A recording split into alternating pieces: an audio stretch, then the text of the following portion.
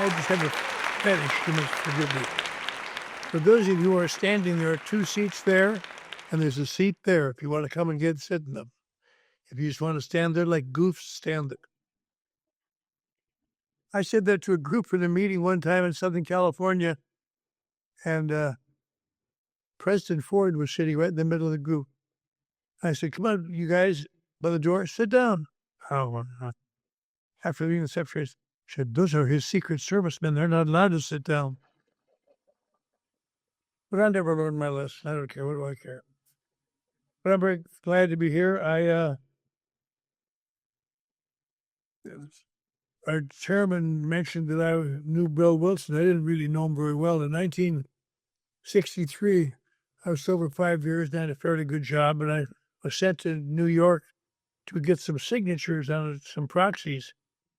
And I got done with them quick, and I had a free morning. I thought, I'll go over see Bill Wilson, because I just heard him speak at the International Convention in 1960.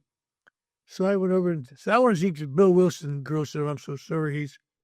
He's booked up for the next 2 weeks every hour. If you want to come by in 2 weeks, I can get you in." I said, "No, I won't be here then." So I kind of drifted off to the archives and was looking at old pictures and old letters and things. And here comes Bill Wilson all of a sudden. He said, "You the young man want to see me?" I said, "Yes, sir." He said, "Well, my 11 o'clock didn't show up. Come on in." So I sat down with him for an hour and we talked. And you know what he said? I don't remember. Well, I was more concerned with what he thought about me than what he was saying.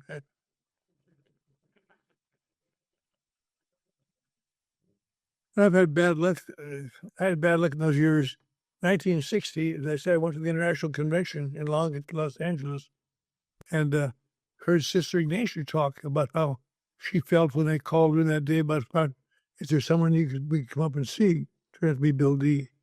And she gave such a good talk. She just sparkled. And I rushed up afterwards and I shook her hands and I gave her a kiss on the cheek. I said, "Gosh, that's a great talk with Sister Ignatia." And I suddenly realized, I'm not sure you're allowed to kiss nuns. I'm not a Catholic. I don't know. So I said, is it all right to kiss a nun? And I think she said, as long as you don't get in the habit. Right. I can't remember every little thing 60 years ago, for Christ's sake. But there's still 2 seats here. Come on.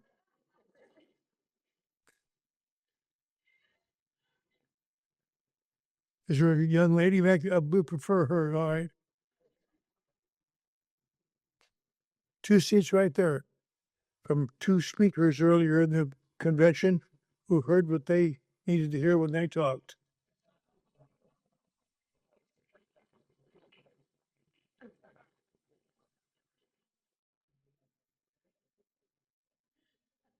If you'd come on time, you wouldn't have to do this.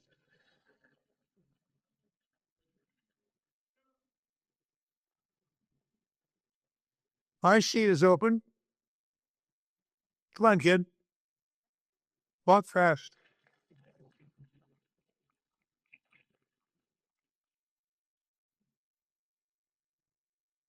Over here.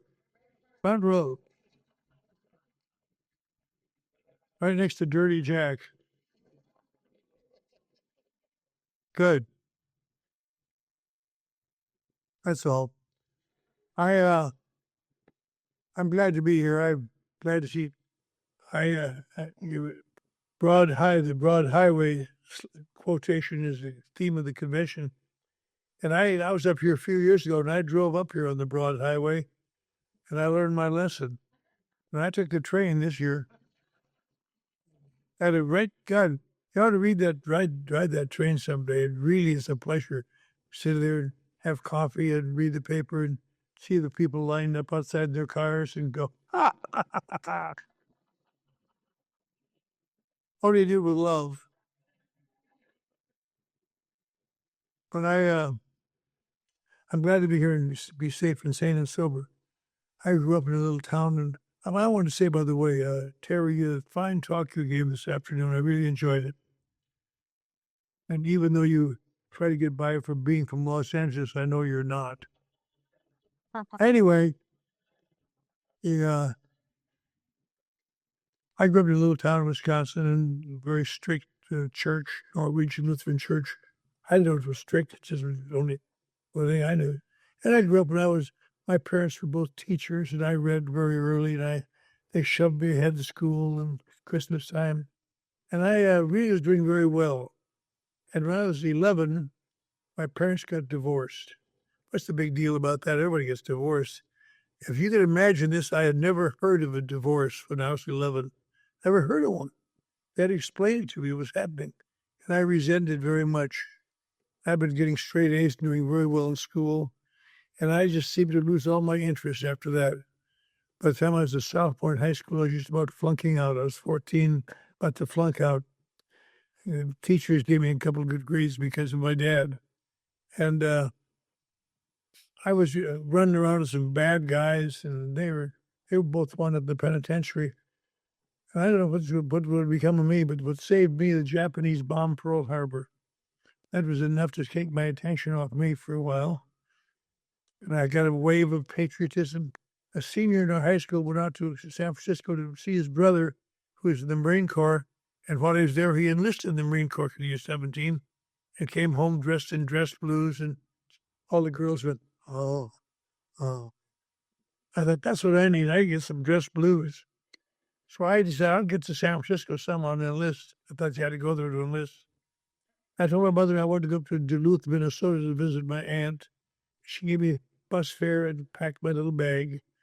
And I got to get a guy to give me a ride to Minneapolis. And I had some guys that told me it's easy to hitchhike. Just stand out there and hold up your thumbs. You want to get a ride. I still remember standing outside of Minneapolis.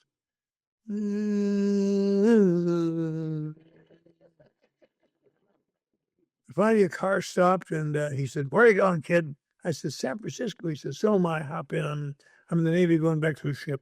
So he gave me a ride all the way across the country. And he bought me a place to stay every night. There were no motels. So he got me a place to trailer court and bought my meals. And I didn't think anything about it. I just thought that's the way it is when you hitchhike. They're going to take care of you from now on.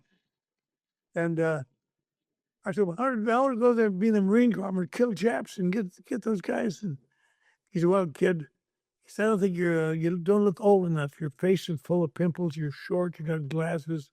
He said, you look like you're just a kid. How old are you? And I said, 14. He said, well, you're just a kid. I'll tell you what, but he says you're making such an effort, you will never be able to get the Marine Corps, but you might be able to get the Merchant Marine because so many of their guys have gone in the Navy, they're really short of men. And I'll drop you off the Coast Guard office and see if you can get some seaman's papers and go to the Merchant Marine. I remember I smelled the ocean for the first time. Oh, God, that was great. And then we went down Market Street, and he dropped me off to this place. And now, remember, tell him you're 16. So I did this. I want to be in the Merchant Marine. I said, fill out this application. I filled it out. And he said, well, you're only 16, kid. You have to have your parents' permission. So I took it around the block, got my parents' permission. That afternoon, I was in a load of torpedo wars going to the Solomon Islands. Really, bang, bang. That's where the World's Fair was last year. Oh, that's Alcatraz. Oh, that's the Golden Gate Bridge. Oh. Then there's nothing after that ever. It just goes on and on. But I was on a ship with a bunch of guys, and they were kind of, I guess, they were too bad to get in the Navy, old or vicious or something, but they all drank and swore and talked dirty all the time. And I was shocked because I'm a Lutheran. And remember when I first walked in there, he said, what the hell are you doing here? I could see there's a little tension in the room, so I told him a story. He used to go over to the study hall. They didn't think that was funny. Get your bunk and shut up. So I got my bucket going around because they all got talking, comparing notes. They'd been in San Francisco 3 or 4 days, and the number of women they'd assaulted and hurt and they'd been mean to. I was shocked. I was just shocked. I turned my head. I mean, I don't give the wrong impression. But at the age of 14 in Eau Claire, Wisconsin, I'd had sex. But I'd been apprehensive. I'd been afraid. I'd been alone. And these guys were doing it with people. You would imagine that. And they all had booze in their sea bags, and they weren't supposed to have on that ship, but they were going to stop me. They're just like pirates. And we'd come in from our watch. In case you know what a watch is, that's a time period on a ship, like 4 hours. Like if you're on the 4 to 8 watch, you're on the 4 to 8 watch in the morning, and 4 to 8 watch in the evening, and 12 to 4 and so on. But we'd come in from our watch. These guys would drink and raise hell and talk dirty, and I just was so shocked. And just outside of Pearl Harbor, a guy came over to my bunk and said, "How about you, Junior? You think you're man enough for those snort?" And I couldn't see. I better tell these people I happen to be a Lutheran. We don't drink whiskey. We don't even talk to people that do drink whiskey. I said, just leave me alone. I was just going to tell him that. And he said, "Why do you think you're man enough?" I heard the voice say, "God damn right." So I had my first drink of whiskey, the first bottle I was ever close to. It burned my mouth and my throat and my stomach and my throat and my mouth and my shirt. And his shirt finally hit the bottom rip and so much. It was a very embarrassing moment. And the next day they took me in the Honolulu and went up to a bar somewhere and they got me a bottle of beer. I didn't like that either. I never drank any of this stuff. And I had no desire to drink it. I didn't like it. I say that because so many alcoholic stories are made up of people who got, then I held my first drink and it was wonderful. And I hated my first drink. I didn't want any more of it. And we sailed around the Pacific for a couple of years. Some of you young people don't realize that the Japanese successfully invaded our country in 1942. Got into a couple of the Aleutian Islands and took them over. And made up there and get them out of there. And eventually I turned to be 17 and quick enlisted the Navy. We happened to be in court in San Francisco. At the end of the war, as the naval hospital outside of San Francisco being sewed together, and the war was over. They dropped the atomic bomb, caught the Red Cross by it. Surprising is, had piles of tests that they were over a period of the next year supposed to give to patients. And we took them all because the war was over. And finally, I remember they came in one day to me, a guy came in and said, "You know, Clancy, it's hard to believe, but you're in the top 5% of the intelligence of the entire United States Navy." And I said, "I know."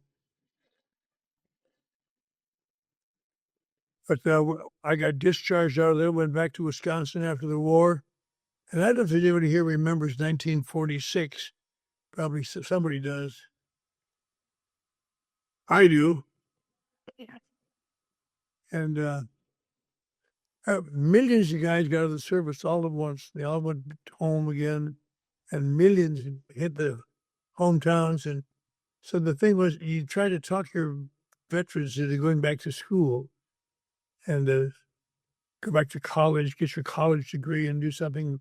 Government will pay for it. And so I went back to Wisconsin, and I couldn't go back to college. I had to go. They wanted me to go back to my junior year of high school. And I didn't want to do that because I've been all over the world. What do I care about junior year high school? But so I'm to the VA and I showed him the certificate and all this baloney. He said, "That's great." He says, "I can get you in the University of Wisconsin." And he got me in the University of Wisconsin in the fall of 1946. And I went there. I felt good.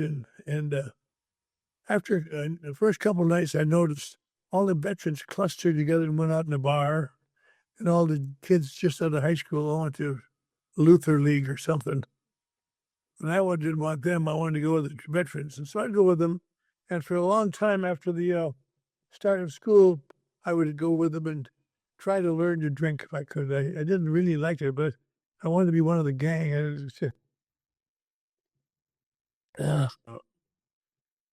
But sometime later in that fall, I guess I crossed an invisible line because I started to look forward to that drink and it made me feel different. And I became a drinker. And it helped me a lot. Helped me get through college. I had confidence I wouldn't have had otherwise. I could do things. I was editor of the college newspaper. I I was on a national championship team. Just had a great time. And in fact, I gave a commencement address on behalf of the senior class in 1950. And we all got our diplomas then. We came across the stage like this, and they gave us our diploma. And mine was blank, but I knew it was going to be blank. It said incomplete on it because the last quarter of the year, I never quite got around to going to an 8 o'clock in the morning class. God, who can get up that early when you're hungover? And so I got incomplete. I had to go to summer school. I was hired to teach journalism in Duluth-Tenfeld High School, and I was ready to go. But I had to go to this damn summer school. So I went to summer school. I got a job balancing white sidewall tires at a U.S. Rubber Company. And it was just a long drag. And I used to feel how screwed I'd been. I did so much for that university. I won trophies. I had a lot of stuff, a lot of publicity for the school. And now they got me, because of some of that English history class, I got white sidewall tires all summer. And after working every day, I'd stop in a bar. And by this time, I'm drinking a lot. And I'd drink till it closed. And I told everybody there about the sad story about how I was being screwed by this university. And they said, don't tell us that story anymore. We've all heard it. And a girl came in one night, and nobody'd ever seen her before. She's got to be a traveling saleswoman. And I just looked at her, and I knew she wanted to hear that story. I could just tell. And I told her my story. She said, that sounds odd. I mean, it's very touching, but look at you. Your fingernails are dirty. Your hands are smudged. Your cheeks are dirty. You had smudged clothes on. You couldn't have been very much of a celebrity. I said, well, I'm just coming home from work. So I'll show you. We jumped her going drove to the campus. Of course, all locked up at the midnight, 1 o'clock in the morning. But I found a door that had little panes of glass in it, and I took a rock and broke one of the panes and opened the door and got in and got her in. I took her to the trophy room, to the second floor, turned the light, and God, there's a whole trophy case. And I'm in about half of the pictures holding trophies and smirking and just being cute. And she was overcome. She slumped to the floor. I thought, my God, she's had a flat tire. And I tried to pump her up as well as I could. And a policeman's flashlight illuminated us. All of a sudden, says, what the hell are you doing there? I'll tell you, if you ever want an instant passion quencher, try that one. Not much. Not do any more.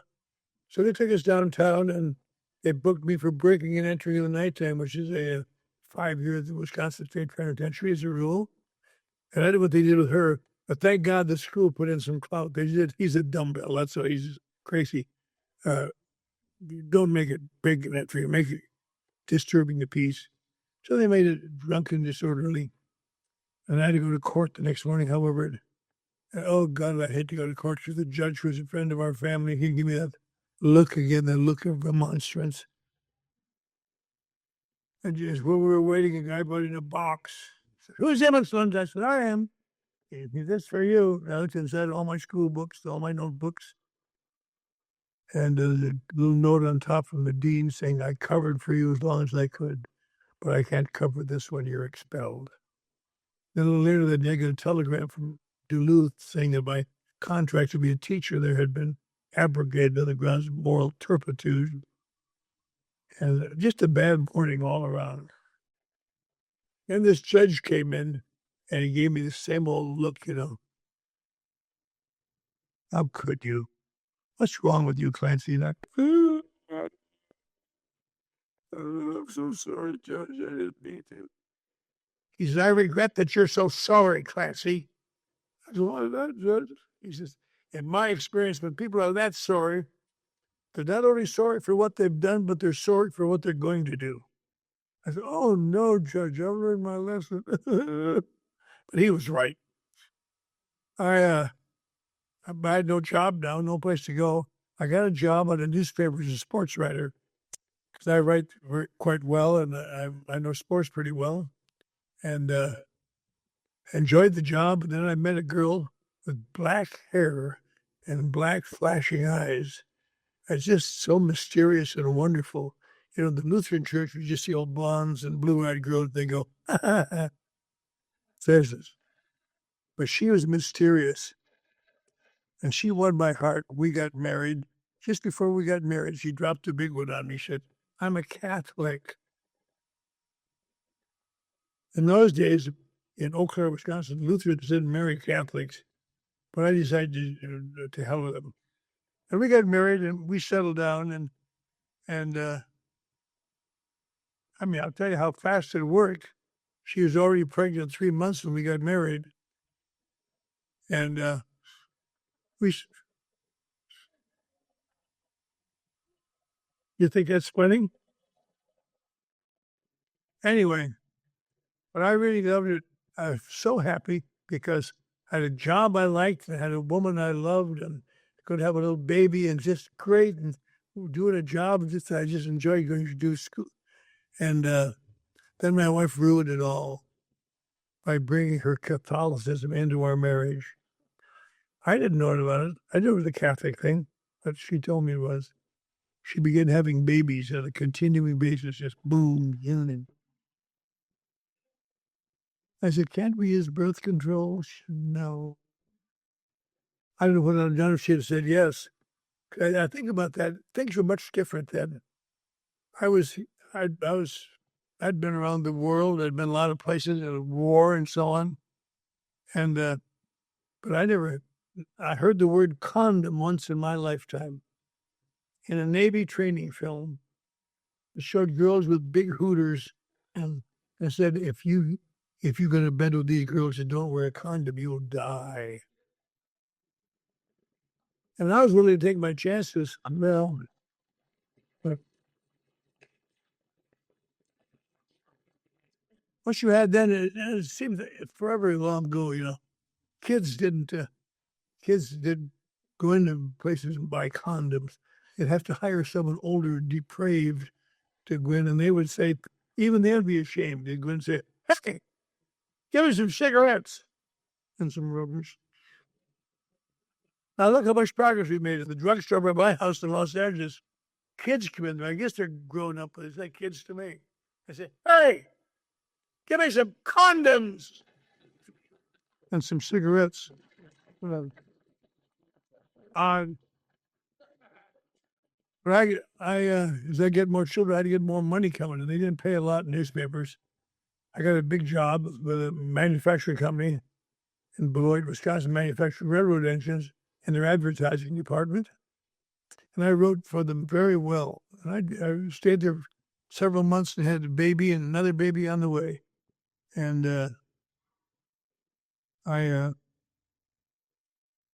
one day they called me and said, Clancy, you write very well. I said, thank you very much. They said, but we really need you here Mondays too. And when you come in Tuesday morning, you smell bad. You can't have that. I thought, oh, Jesus, I'm they're going to can me. So I remember something I heard in college. I said, let me tell you something, Mr. Carlson. When I was overseas, I saw that horror and made me have to drink to think about it. I hope you'll forgive me. But they have a thing downtown I read in the paper the other day. It's called Alcoholics Anonymous. I'll go down there for a couple of weeks and get healed and come back. I said, good, okay, you do that. You'll hold your job.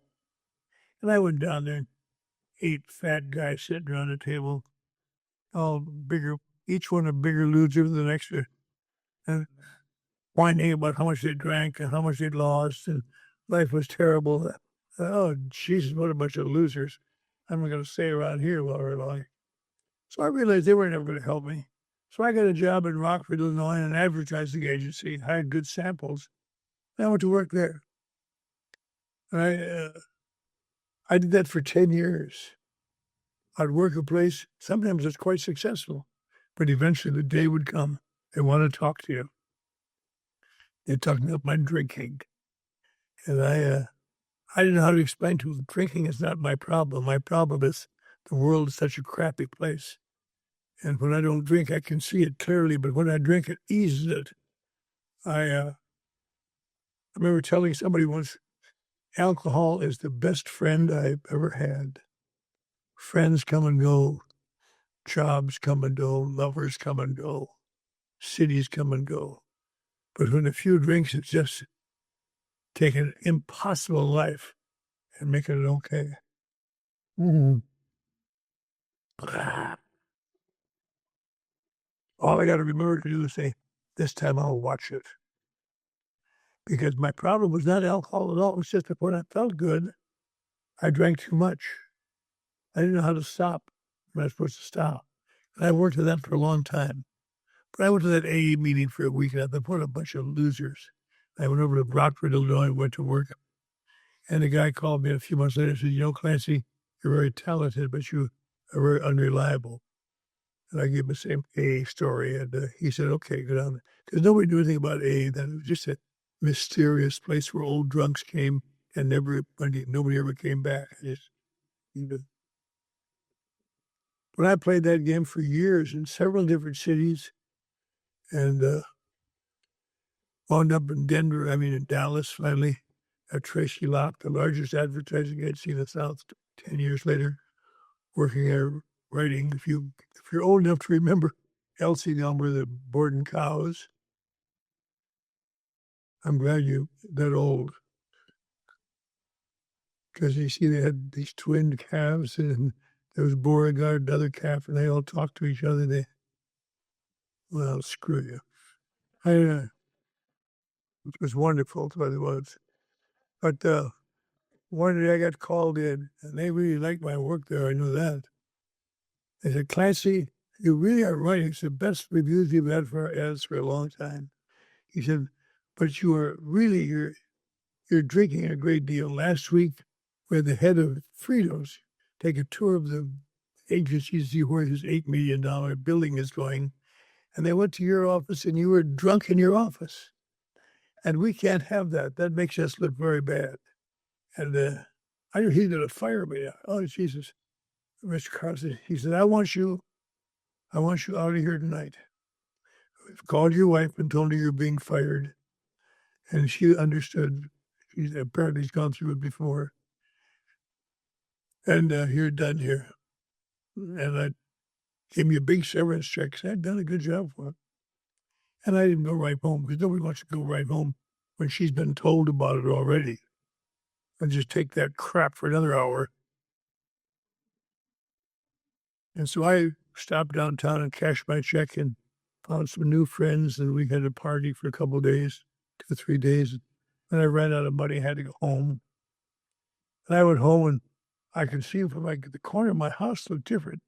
My clothes were all in a big pile in the front porch. There was a note there saying, we can't stand it anymore. We were getting away. I thought, isn't that just the way it is? You have one little mistake and they turn on you. But I knew I was in trouble.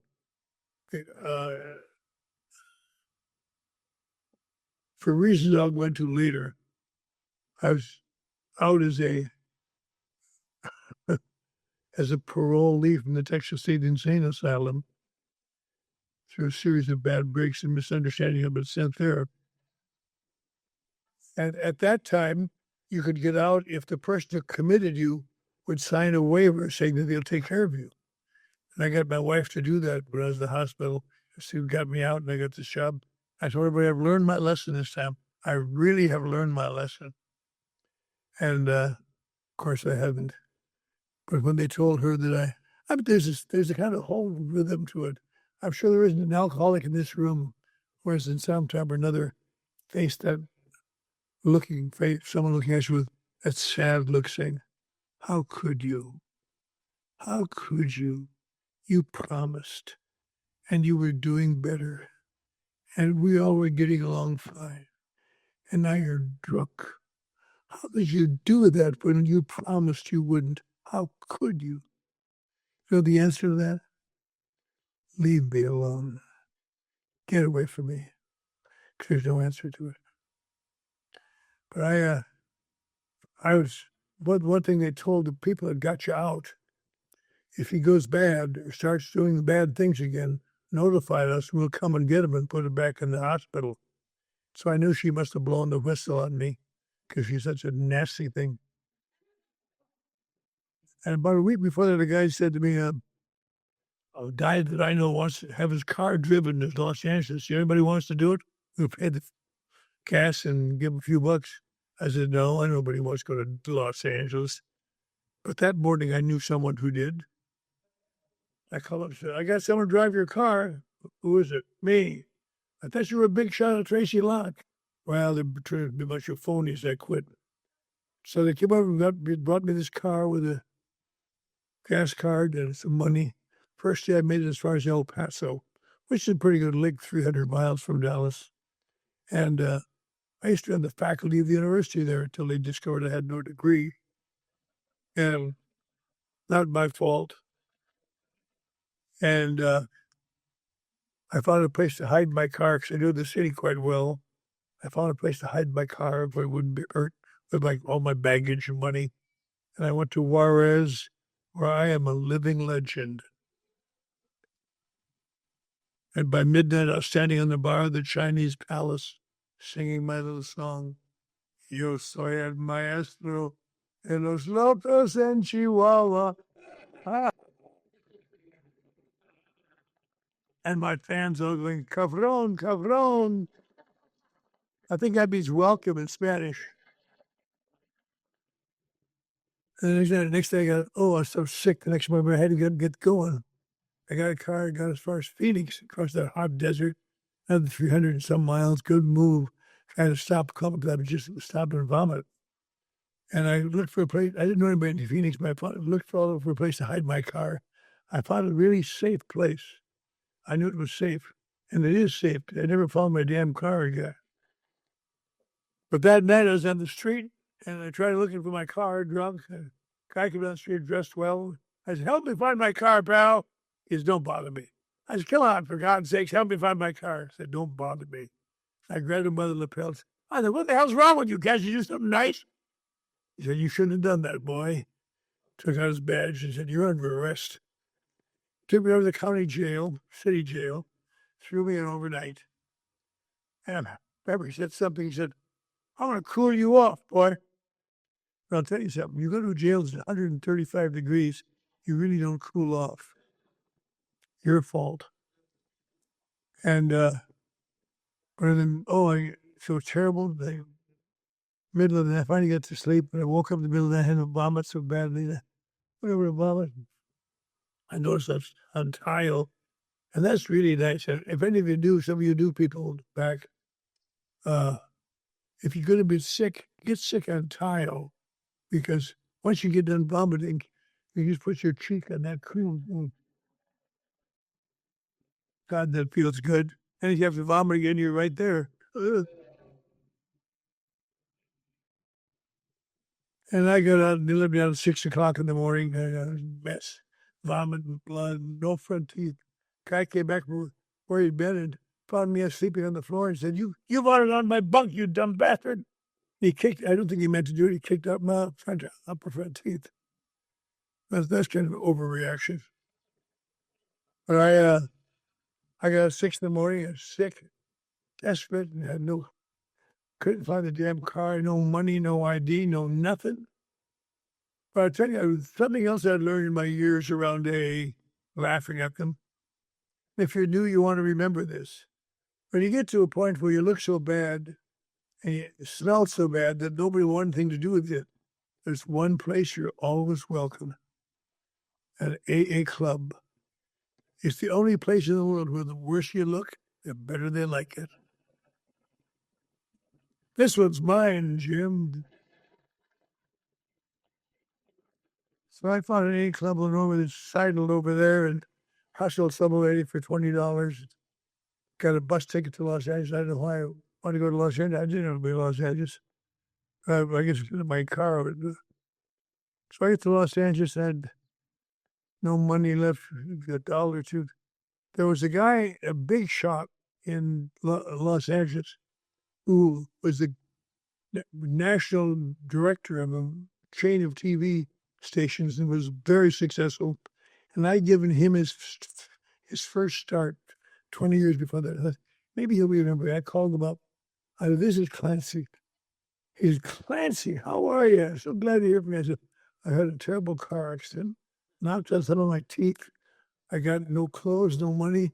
Could you possibly tide me over till my check comes? Yeah, oh, absolutely.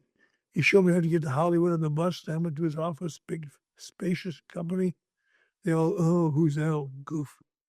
I went there and went down, bought a, read the room, took a shower, cleaned up a little bit, found some new friends. We had a little party for a few days. Then I ran out of money again. I called him back. I said, Jesus, Ted, my check hasn't come. Can you help me? He said, I called Dallas. As soon as you left here, I was so shocked. He said, they told me that you've turned into a drunk. You used to be a nice guy, but you're a drunk now. And you owe people money. You owe everybody something. He said, I can't give you money. I said, oh, for Christ's sake, Ted, I'm so sick. Please, for old time's sake. Okay. You come to the alley behind the station tonight. Don't come in the station. I'll come out at 9:00. Got the fire escape. If you're there, I'll see what I can do. I was out there at 8:30 and they're coming down rain, pouring rain. He came out finally at 9:00. He said, Clancy, you make me sick. He took a $5 bill, tossed it, fluttered down to a mud puddle. I crawled out and got it, and then I really fooled that old bastard.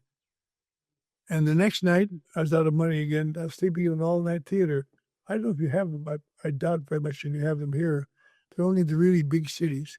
In Skid Row, they have theaters who, at midnight, the tickets go down to 25 cents or 20 cents, and they're designed for old bums to go sleep, or young bums in my case. And I went in there and I'm sleeping, but they don't really run all night even.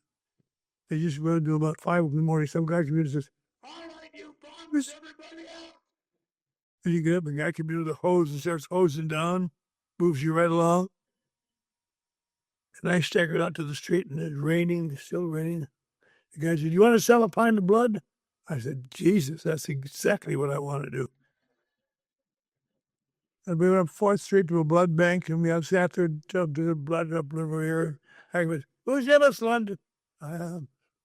He said, you don't have enough iron in your blood to sell, kid. You'll have to go away. Oh, come on, I'm so sick. I need help. He said, the kid can't help you. Get up. What did I do? He said, down here about 4 blocks, there's a place designed for bums like you. It's called the Midnight Mission. Go down there. They're about serving breakfast now, and they maybe can get something to eat. So I was down there in the rain, so sick out the Midnight Mission. I said to the guy, I'd like some breakfast, please. He said, we're all done serving, son. We're all done. I said, come on, for Christ's sake. A cup of coffee, a little roll or something. Just something to get me going. He said, I can't help you, son. We're all done. I grabbed him by the lapel. Bad habit. 2 guys stepped over and one undone each hand. They jaywalked me to the door and threw me out on the sidewalk in the rain. Said, don't come back, you son of a bitch. I tried to explain, I'm not a son of a bitch. 3 years ago, I was on the faculty of the University of Texas. Ads that I wrote, the LCM ads were running that very week in Life, Collier's, New Yorker. I've had my picture in the New York Times once upon a time when I was doing well. But it's kind of hard to explain these things in midair. You know? So I said to some mooch, I said, where's the A Club around here? Well, there's nothing downtown. One in Wilshire and Fairfax. Where the hell's that? He said, well, it's on the west side. Go up this hill to Hill Street, cut over to Wilshire, walk west till you come to Fairfax. It'll be on the near left corner. Okay. Doesn't sound bad, does it? 7.5 miles in the rain. So sick. I got there, then I almost didn't go in because there was a guy at the doorway saying, welcome home, son. I thought, oh, shit. When I finally went in there, I had no idea that'd be my sobriety date. Turned out to be Halloween 1958. I had no idea. If I knew it was Halloween, I'd have kept going to a few parties, run prices for my Costco. But I went in there, and the manager looked at me. He said, you're looking pretty bad, young man. He said, are you an alcoholic? I said, not really. I have a lot of emotional problems. I said, okay, well, I understand that. He said, You can stay around. You can stay around the club today. It's raining because it's Saturday, and Sunday you can stay here too. But during the week, you must be a member to come in. So I hung around there all day. That night, they left. They had a meeting. I don't know, sat somewhere. I don't know. Came back, and the next day, the manager up. They said, "You know, kid, I feel sorry for you. I got an old '49 Merc sitting in the lot out there. A guy who left it here last summer. You can sleep in that. It doesn't run, but you can sleep in that. That'll get you out of the rain." I said, "Thanks a lot." And he said, I've decided to let you come in during the week because I know sure as hell you're going to die in our parking lot. I'll have to fill out forms forever over that. I want you to just die decently. But you can come in, but you have 3 rules. You can't ask anyone for money, which you've already done. None of your intellectually sarcastic comments, which you've already done. And you must go to a meeting in this club every night. Every night. I thought, oh God, cruel and unusual punishment. I said, okay. So I hung around there the next day, and then the next night I went to my Monday night meeting in the club, and they brought in a big tray of chocolate cake slices.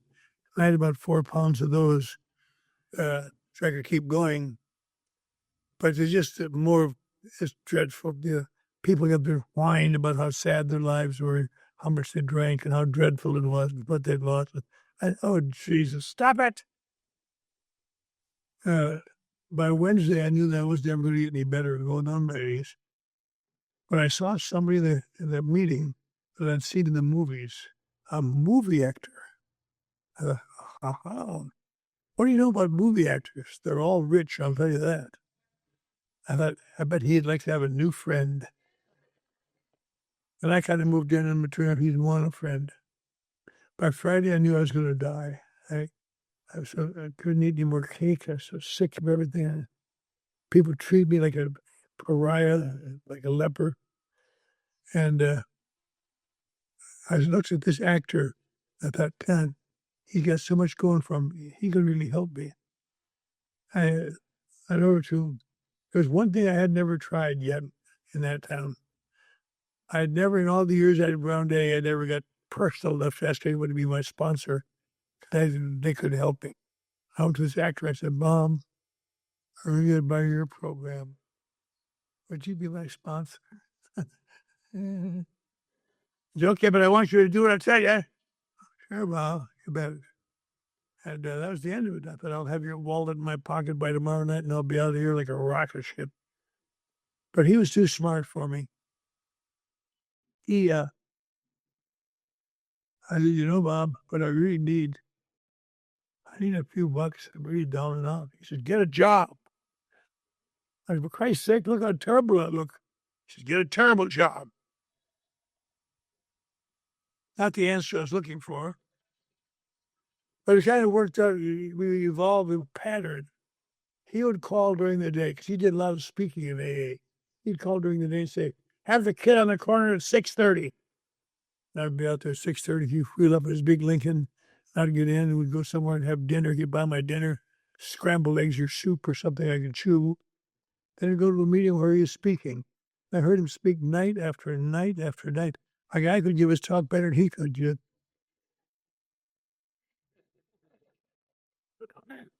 I was going to make, on the way home, he'd talk to me about God. I couldn't stand it. It would make me crazy. I thought, I'm going to break this pattern somehow. I'm going to die. And I thought, well, he's such an egotistical son of a bitch. If I asked him a question, I'm sure that would confine his remarks to that, not to saving my soul. So I went home from Brentwood the next night. I said, Bob, I really admire your program. There's one thing I've been around AA for a lot of years now. I know most of the workings of it, but these people all whine about how much they drank and how much they lost. Why don't they just quit drinking, for Christ's sake, instead of keeping drinking? He said, yeah, kid. He said, you don't know what the hell you're talking about, do you? You don't know much about AA. You've been going there 10 years, you didn't hear much. He said, they can quit. He said, but just stop and think about it. If we could all quit, there'd be no need for AA. We just quit and go on with our business. He said, we've all quit. The curse of it is that we don't suffer from alcohol. He said, if you think your problem is alcohol, you're not an alcoholic. I thought that was the dumbest thing I ever heard. But that's one of the more profound things I've ever listened to in my life. If you're new, let me tell you, if you think your problem is alcohol, you're not an alcoholic. Isn't that weird? I said, how could that be, Bob? He said, because all alcoholics should quit. They quit from time to time when the heat's on. I thought I was the only one that could. And I've always been able to quit when the remorse level got high enough. I can quit and stop drinking. But my problem is not that I can't stop drinking. My problem is after I stop drinking and everything's all right again, someone seems to sneak into my bedroom in the middle of the night and put an invisible spring in my gut. And next day somebody turns it on. And it doesn't come out as, I need a drink. It just comes out as, God, that's a crappy situation. Crappy house, crappy kids, crappy job. World is crappy. Jesus. And you can hold it off but you know the answer to it. Let's have a couple drinks.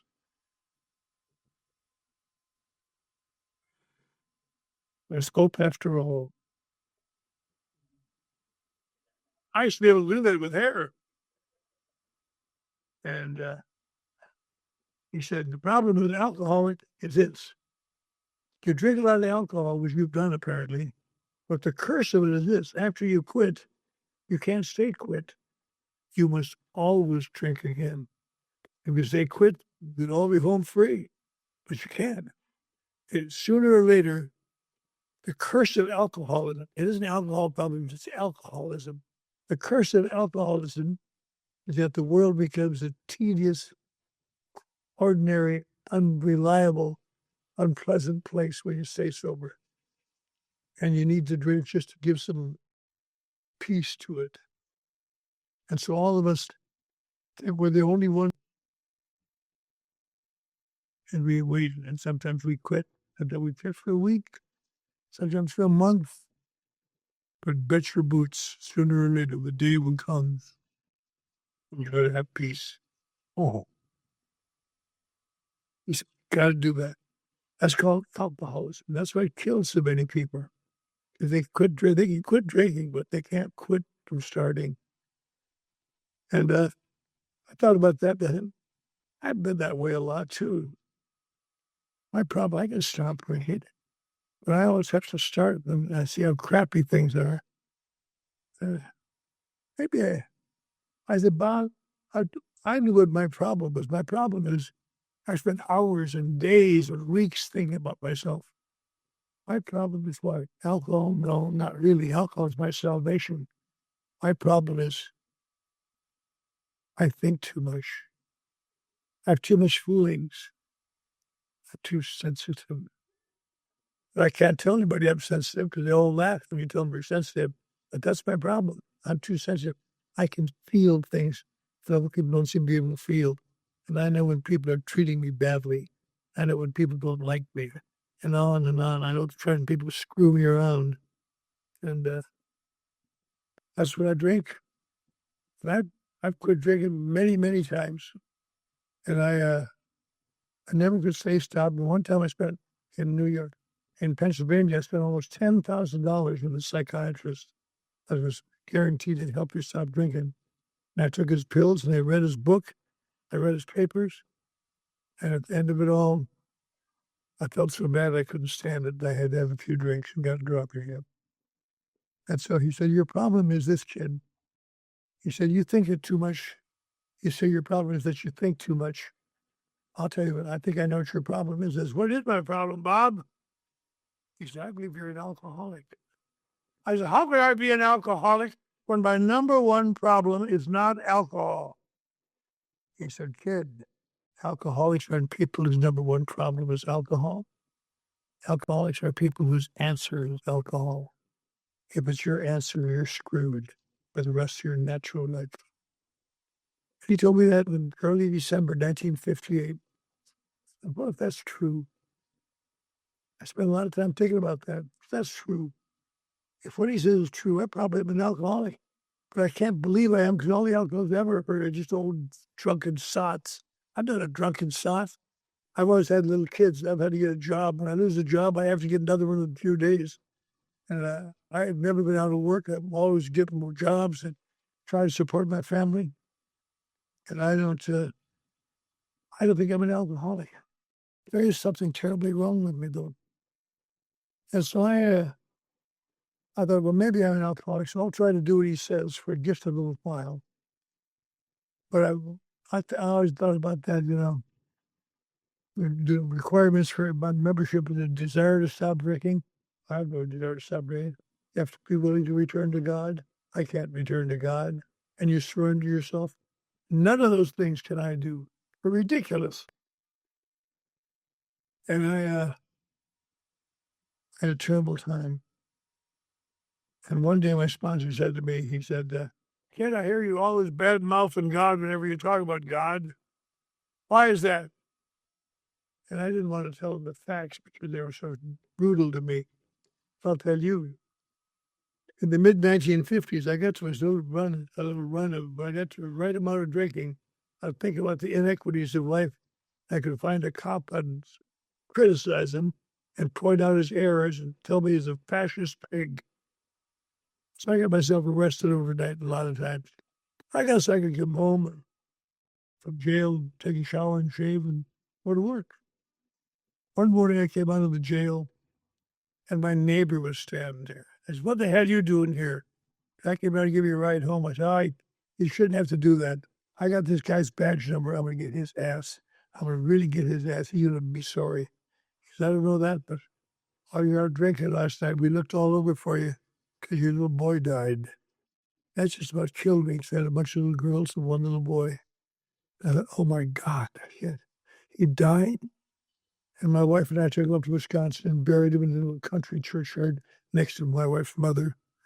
And I put my hand in his little casket. I said, "John, my son, this will never happen again. I swear to you, by God, I'll not drink anymore." I went back to Texas and I didn't drink. I didn't go to AA because AA makes me want to drink.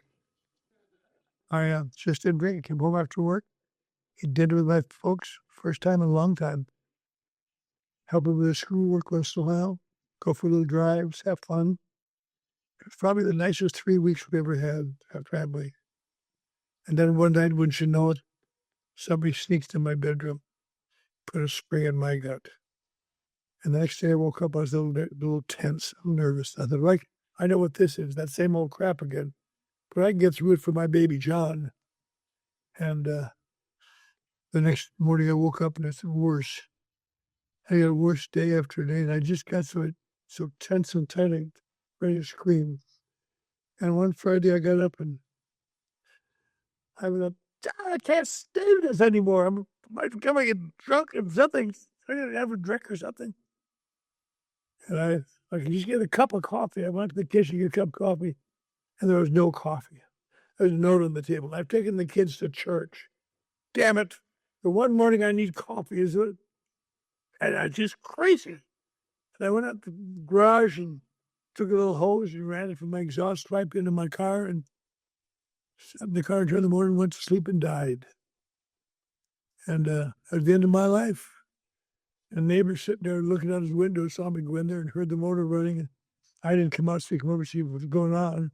Found me dead in the car, and they pulled me out and they beat on my chest and rushed me to the hospital and oxygenated me for a couple of days. Then they worked on my emotions to determine I was seriously mentally ill and committed me to the state insane asylum. That's how good the state insane asylum doing. And that was really a shock to me, I'll tell you, because I'd been doing pretty well up to then. But when you go to a state insane asylum, those small ones are really brutal. And I remember the first night I was in there, just got to sleep, and from somewhere,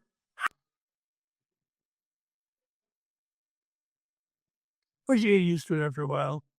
And they're big dumb attendants. "Better watch out, boy." "Screw you, you old fool." I thought one day I got to get out of here. One of these attendants, he said, "You know, boy, I had a feeling you're trying to escape from this hospital. Don't ever try to do it. It's escape proof. Is it really? Hmm. And about 2 weeks later, I found a way to get through a door and down a corridor and through a door and outside and over the fence, and I was gone, running across Texas. And once you get out there, you suddenly realize it is escape proof, but you don't know until you get out because they can see you running for 3 days out there. Well, there goes that little Yankee son bitch now. They brought me back and gave me electric shock treatments for that for a month. I never tried to run again after that, I'll tell you. When you're taking all the electric shock, you just ask the question, what's your name? I'm not sure. They knew at the desk. But that's what happens. That's how I got the nut house. That's how I finally got out there because I convinced my wife to get me out. But I stopped drinking. When I stopped drinking, I commit suicide if I stopped long enough. No matter what the vow is, if a vow to my dead son makes no difference. You're gone. And so I didn't, I knew that my wife would turn me in. So here I was in Los Angeles, broke again. And I went to an AA meeting every night. I got to know some of the people. I hate the AA, but I love the meetings and the people. And I stayed sober, much to my surprise. I didn't intend to. But one day my sponsor said to me, you think you're an alcoholic? And I said, not really. He said, well, I think you are. Yeah, and if I were you, I'd act as though I were. I thought, well, maybe I am, but what do you know about it, you old fool? I didn't say that, I just thought it. And that's funny. And then he said, now that you believe you're an alcoholic, we're going to take you through the steps. I said, I can't do that, Bob. He said, why not? I said, well, because when my little boy died, I know what happened to him. God took my little boy who never committed a sin in his life and killed him to punish me. It's bad. I took a vow. God, screw you. You'll get me in hell, which won't get me tonight. Before that, anybody ever talks to me about God, I'm going to go screw themselves. Leave me alone. And after that, I never would talk to anybody who wanted to talk about God or powers greater than myself. I said, I can't return to God. He said, you're lucky. Nothing in AA ever ask you to return to God. I know. To a power greater than myself, Bob. That's supposed to fool me? He said, no, you're written on the wall over there. Came to believe that a power greater than myself would restore me to sanity. It never asked you to go back to anything. It asked you to come to believe starting now into something else. Can't you come to believe in a loving God? And I said, no. He said, can't you believe in AA? I said, well, I like it better than I used to, but not much. He says, you think I'm doing better than you are? Of course you are. He said, congratulations. I'm your new higher power. And I could accept that because I believe he was trying to help me. And I could work with that. So now I'm an alcoholic. I've got a higher power, but I can't give in. There was a woman at AA at that time named Happy Austin. God, she was a beast. Every time I see her, I want to just choke her, just take her gnarled neck and just choke it. I just hated her. I just wanted to kill her because she always bad-mouthing me to people, always warning me and warning new girls against me. That cuts into my social life. I can't stand her. One night I went to a meeting. My sponsor was standing there, was surrounded by acolytes. He's over here, Happy Austin with the old crones that hung around with her. He said, I want you to apologize to Happy. I apologize for what? He said, last night at the Frank Randall meeting, somebody told me from the podium you called Happy Austin a bitch. Well, Bob, she is a bitch. Why do you think she's a bitch? Because she just came between me and the only girl I ever loved. I only known her a couple of days, but I could see it. He said, well, she's right. You apologize. And that's right there. I said, this is the end of my AA experiment.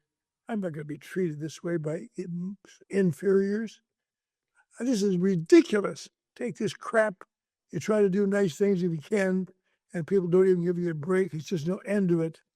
Screw it. I'm getting out of the AA. I'm never coming back.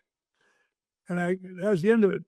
Fortunately for me, my feet were honest.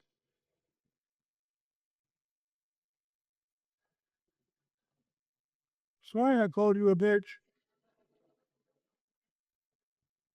You bitch.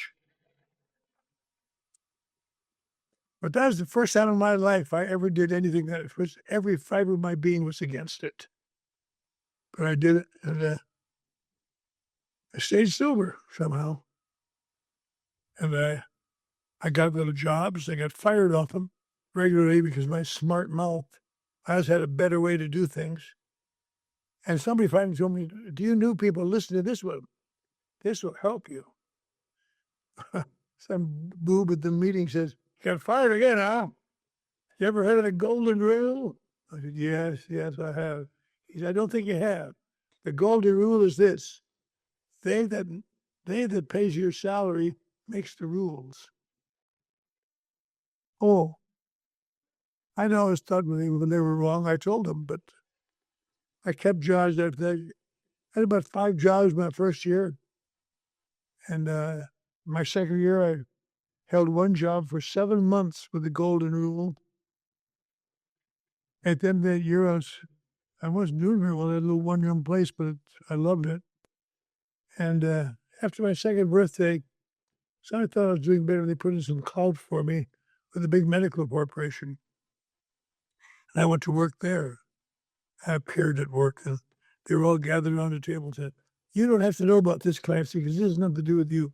But we were having a terrible time with the medical procedure. We can't seem to get it down on that page correctly." I looked at that. I wrote a whole treatise on that 10 years ago. I said, "Give me a chance now. Let me see what I can do with it."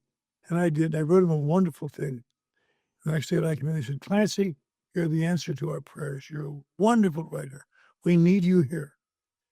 And I went to work there. I was 5 years sober as director of advertising of that big corporation. When I was 7 years sober, another guy and I were brought to Hollywood, and we created something called Boss Radio. Became the number one hard rock station in the world for a while. We brought the Beatles out to California.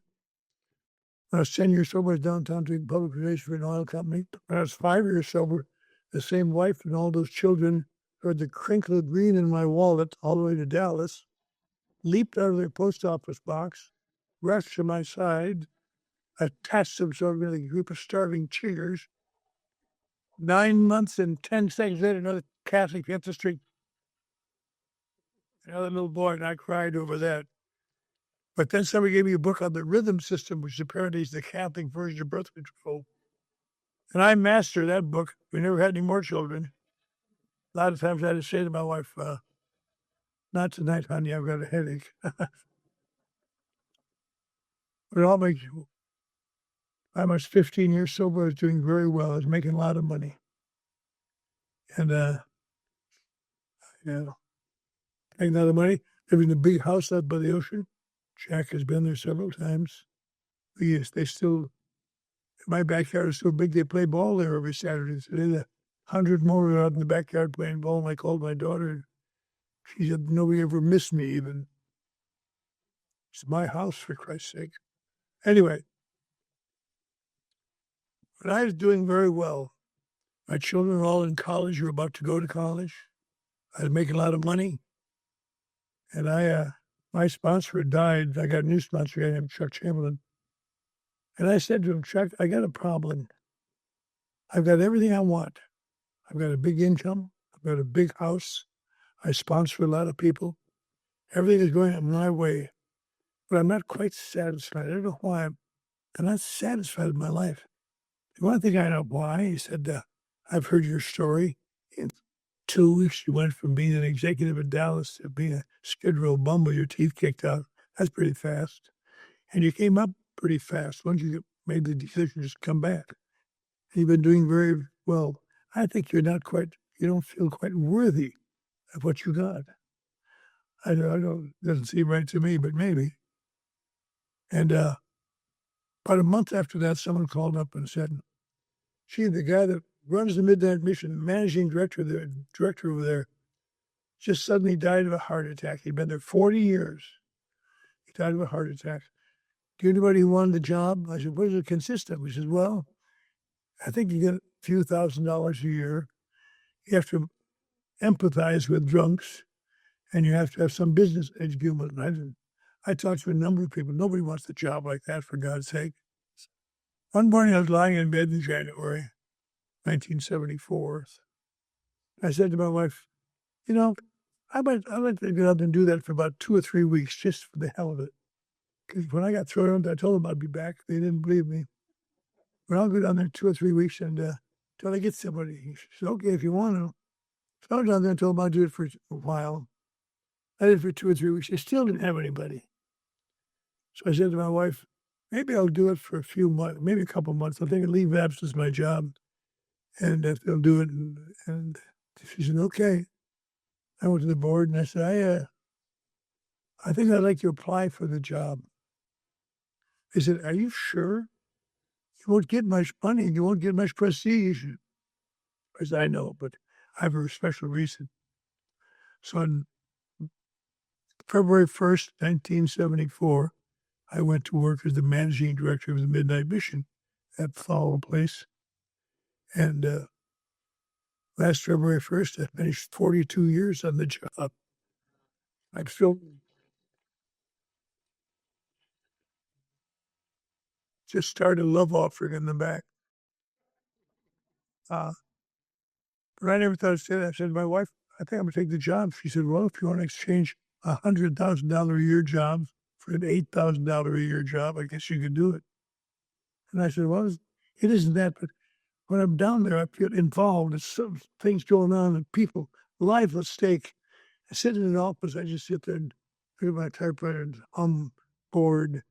It gives me a new feeling of life. I really did do that for life. And now it's kind of done for a long time. Now I'm kind of looking around to retire. And people say, well, why did you just retire? Because for a very good reason. As my doctor told me in my physical a couple weeks ago, he said, Clancy, you're doing better physically than you have any right to be doing for a man your age. You're almost 90. But don't ever quit that job because it gets you up in the morning. Nothing else ever would. And that's true. I got to find something to do that I'll have to get up in the morning for. I can't love myself. I'll stay in bed till noon and have all sorts of reasons for it. And so in a real sense, I find myself, let me couple little things. My sponsor, Chuck Chamberlain, was a very spiritual man, but he was kind of cruel as far as he was concerned. He didn't care that I was sensitive. And when I told him about my fifth step, he told me to save some money up, go back to Dallas, the company whose truck I had stolen and wrecked. You have to make amends to them. I said, geez, it's taking me a lot of money to save up. He said, no, just do it. So I saved up my money for plane fare and I went down to see him. I said, Doug, I want you to know I'm very sorry I took that truck and wrecked it. I had no business doing that. He said, well, what the hell are you doing here? He said, well, I'm in AA, we have to make amends, and I do make amends. Saying you would make it right now, I want to do it. He said, what are you doing in AA? I said, I guess I'm an alcoholic. He said, I never thought you were an alcoholic. I said, why did you think I acted the way I did? He said, I thought you were an asshole then. I think you're an asshole now. I'm so glad I saved that money after hearing that. But then they wanted me to go back to the University of Wisconsin too and make amends there, and I hated to do that. I went back to, by 1977, I was back to see my folks, and I went to the university and went up there and secretary there, and I said, I want to see the chancellor. He'd become the chancellor at the head of the university. And she said, okay, I'll announce you. I heard her say, Clancy Imislund is here. And I heard him say, tell him I'm not here. Because the chancellor, he was the guy that had been the dean that expelled me. And the next year I went back and he wouldn't see me again. And the next year I went back, saw him again. And I heard him say this time, all right, have him come in. I'll get rid of him. I went in and said, hi, Chancellor Haas. I come here. I said to them, I'm sorry that I embarrassed you and humiliated you. He said, you should be. You really put me in a lot of trouble. I covered for you so much. I always had hopes for you. And you just turned on me like an asp an adder. I said, well, I want you to know I'm very sorry. If there's anything you do to make it right, let me know. He said, all right. Leave your phone number with the girl outside. So that was the end of that. Not much excitement in there. But in the spring of 1979, I got a call from his secretary. Said, this is Chancellor's, this is Mr. Haas, the secretary. And he asked me to call you. He knows that you and he don't get along very well. But we were supposed to have an alumni meeting in Los Angeles, and it turned out the man who was supposed to put it together had been dead for 3 months, so we didn't know it. And next week we were supposed to have an alumni meeting. Can you possibly help us find a place? I said, I'll call you back. I called her back in about an hour. I said, how about the Coconut Grove, where all the movie stars go all week long, and you go on Sunday afternoon and just be slick? Oh, she said, oh, no. I didn't tell her I sponsored the man show. That's why it was so easy. And I said, on one condition, though, I get invited. She said, but you're not really a graduate. I said, I know it. I get invited or the deal's off. I'll call you back. So she called me back and said, okay, the chancellor says you can. That Sunday, I'm having a cup of coffee with him in this lovely place. And he said, what's this I hear about you changing your lifestyle from being a big successful ad man to being on Skid Row helping drunks? I said, yeah, I do that. He said, that's amazing. You are the most self-centered, self-serving person I've ever known. You do nothing for anyone except for you. You mean to tell me that you're doing this on a full-time basis? I said, yeah. He said, well, that's amazing. He said, I want to see the place. I said, okay. He said, but I don't want you to call and let him know we're coming. Let's go over there now. I want to see it in all its pristine purity. And we went over to Skid Row, and that fish was clean, sparkling, clean every Sunday morning. He looked at me and said, my God, he went to my office. I have some awards in my office. He said, my God, I can't believe this. This is the greatest miracle since Jesus made wine out of water. I can't believe this. So that was the end of that. That was a better moment. But the next year, his secretary called me and said, the chancellor is retiring this June after commencement. I said, well, give him my love. She said, but oddly enough, he has named you Distinguished Alumnus of the Year. Could you come back and talk at commencement? You bet your ass I could.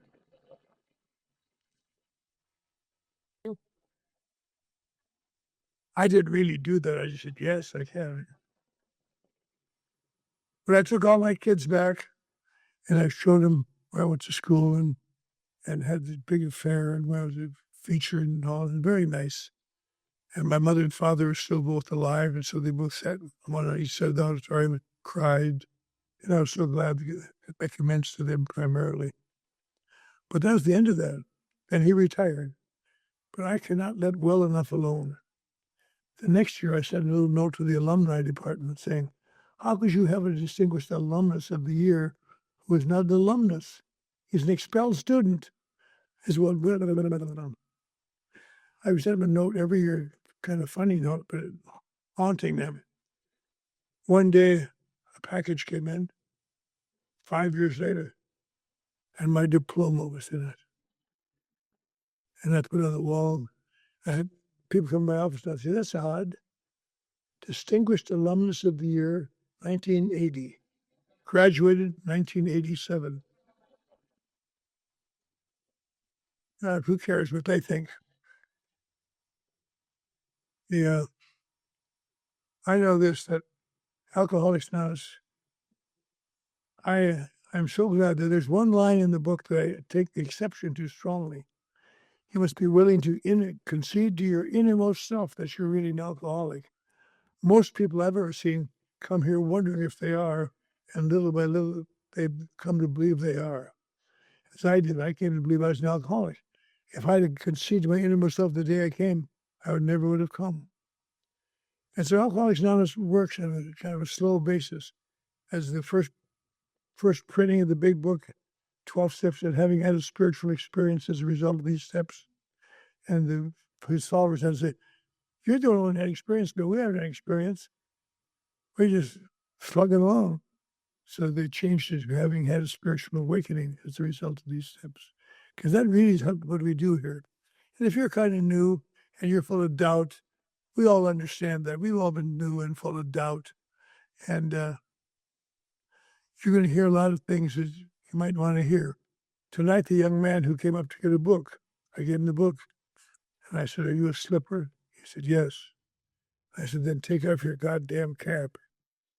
He took off his cap. He didn't realize that's because my sponsor made me take off my cap. And you just do it, and you did it. You got a chance of staying around here. See, Alcoholics Anonymous free.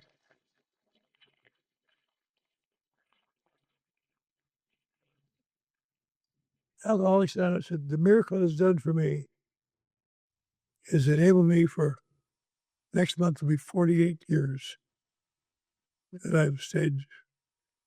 A few years ago, somebody gave me a license plate for my car. It says AA47 or 48. And so I knew that's the year I got sober. It was 1950 or 50. It says AA58. And now I just think in October I'll be sober 58 years. I'll have to stop to everybody tell them it has two meanings. It has two meanings. They probably won't listen to me. But Alcoholics Anonymous, I'll tell you what's done for me. I haven't become rich. I could have become rich, I guess, but I didn't. But it has kept me safe and sane and sober. If you know a better parley than that, I don't. That's a great thing. And over the years, little by little, I know my sponsor, Chuck Sherman, said to me, now I know you don't believe in God, then your sponsor is your higher power. I said, that's right. He says, why don't you pray to God? I said, God hates me and I hate God. He said, young man, you're not important enough for God to hate. What a cruel thing to say to a guy. That night I went home and I said, thanks for keeping me sober. I thought there'd be some big lightning bolt, but there wasn't. And I started praying about 1979, I guess, thanking God for my sobriety every night. Little by little over the years, I've become aware more and more about the 11th step, praying only for knowledge of his will for me and the power to carry it out. It's how often you hear in meetings, think that, I had no parking spot today. I said, God, find me a parking spot. There was a parking spot. That's the God I don't want to do business with. The God I want to do is with that man who I can pray tonight as I did last night and every night for the last 30 years. Thank him for my sobriety.